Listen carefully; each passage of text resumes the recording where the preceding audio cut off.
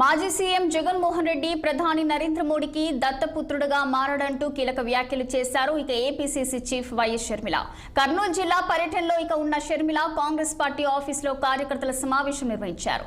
అంతకుముందు మీడియాతో మాట్లాడుతూ జగన్మోహన్ రెడ్డి అధికారంలో ఉన్నా లేకున్నా బీజేపీకి మద్దతు ఇస్తూనే ఉన్నారని ఆరోపించారు. కమలం పార్టీతో పోరాటం చేసే శక్తి ఒక కాంగ్రెస్ పార్టీకి మాత్రమే ఉందన్నారు.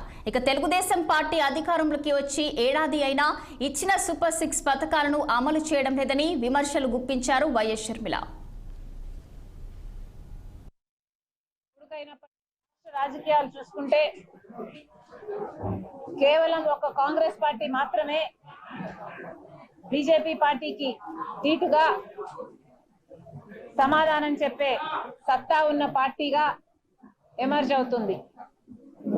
ఎందుకంటున్నామంటే గత 5 సంవత్సరాలుగా అంత ముందు ప్రభుత్వంలో జగన్మోహన్ రెడ్డి గారు ముఖ్యమంత్రిగా ఉన్నప్పటికీ, రాజశేఖర రెడ్డి గారి కొడుకు అయినప్పటికీ బీజేపీ పార్టీకి అమ్ముడుపోయినట్టుగా మోడీకి దత్తపుత్రుడిగా వ్యవహరించారు జగన్మోహన్ రెడ్డి గారు. మెడలు వంచి ప్రత్యేక హోదా తెస్తానన్న జగన్మోహన్ రెడ్డి గారు ప్రత్యేక హోదా తేవడం కాదు కదా, బీజేపీ పార్టీకి ప్రతి బిల్లులోనూ మద్దతు ఇచ్చారు.